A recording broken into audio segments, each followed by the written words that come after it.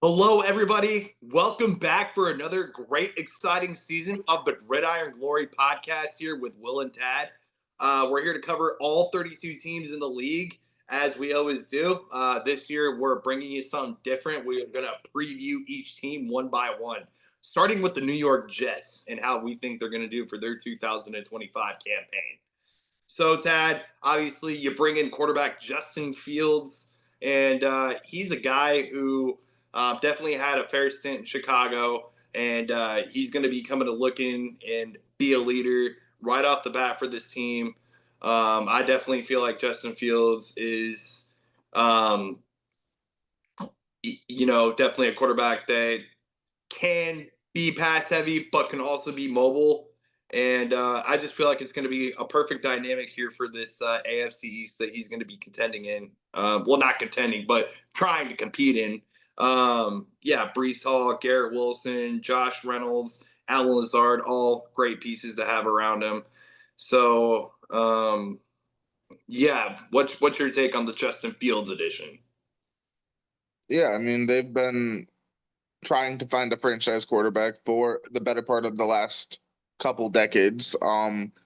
They were hopeful that Aaron Rodgers would be able to be a solid bridge. That obviously did not go so well. 5-12 last year, the injury the year before, and now they hope that Justin Fields can bring some stability. And like you said, he has some nice weapons. The guys you mentioned, Brees Hall, Garrett Wilson, some of the best skill players in the league. And then you bring in Arian Smith, the receiver. You bring him in the draft with your fourth round pick. And you also draft Mason Taylor with your second round pick. So that's some additions they have. I mean, they have some fun pieces, like you said. It might not be enough to contend this early on, but they have some pieces on their offensive skill players. Yeah, with their offensive skill players for sure. The offensive line does rank, according to playerprofiler.com, 17th. Tyron Smith, and Morgan Moses are no longer with the team. And all interior offensive linemen does look like they are going to be returning. So that's going to be a major key for Justin Fields to be a true leader for this offense. Yeah, and they showed that they do care about continuing to improve the offensive line with their first pick in the draft. They draft Armand Membou from Missouri. So that's the 7 overall pick. So that's a high upside player there. So they're hoping to improve there continually. Yeah, they're hoping to improve there continually for sure. I mean, and you have depth in the quarterback room too. That's worth mentioning. You got a veteran like Tyrod Taylor, just in case you need him. Shout out to UFL incomer Adrian Martinez. For sure. Perhaps he makes the team. So some good stuff there from the offense. Uh, so we'll see how they compete this year for sure. Shifting gears to the defense. Obviously, Sauce Gardner. I mean, we love Sauce Gardner, do we not? I mean, Sauce Gardner to me, he hasn't been revealed yet, so obviously he's going to be ranked as a top 30 player in the NFL. Sauce Gardner to me, Tad.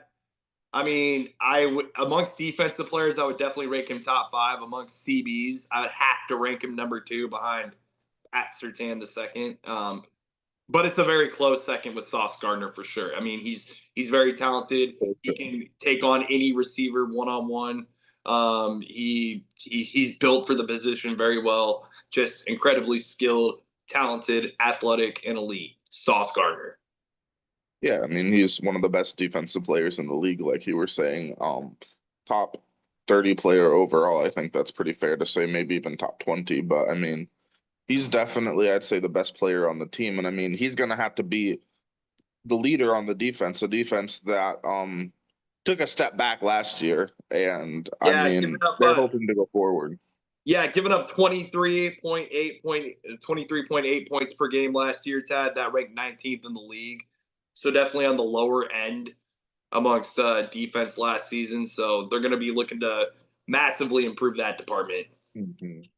Yeah, they want to improve around the boards. I mean, the defensive line has definitely some talented players, but there's room for improvement there. I mean, Quinton Williams is a high level player. Will McDonald can be a high level player when he wants to be. And I mean, just room for improvement. I mean, and I know the linebacker room, it is what it is. I mean, guys like McCrary, Ball, Sherwood, Quincy Williams is good, but can they get some of the younger players that they've brought in the last several years? Can they take a step forward? Is the big question in the linebacker room that I have. Yeah, the Jets defensive line does rank number 26 on PFF.com. Just so that we are aware. So, um, yeah, can the defense take a step forward? I certainly believe they can, and they're going to be looking to no other than new incoming defensive coordinator Steve Wilks, who was hired in this year. And Wilkes has extensive experience as both a defensive coordinator and a head coach in the NFL. So Steve Wilkes is definitely going to be taking on a massive position as well. Mhm. So And I mean, I certainly hope that he's able to lead this defense forward. yeah, I mean, there's a lot of talented players, and I mean, it felt like they didn't get the best out of their players last year. I mean, this is a unit that's better than the stats that you were reading off. I mean, I think we could agree that they have the potential to be way better than 19th in the league on defense. I certainly think so. Yeah, no, and I think it definitely starts with their defensive coordinator, and that's a lot of Yeah. optimism to be had. So, and how do you do that? And what's going to be definitely a West Coast heavy um, Mm. you know, division with the AFC East.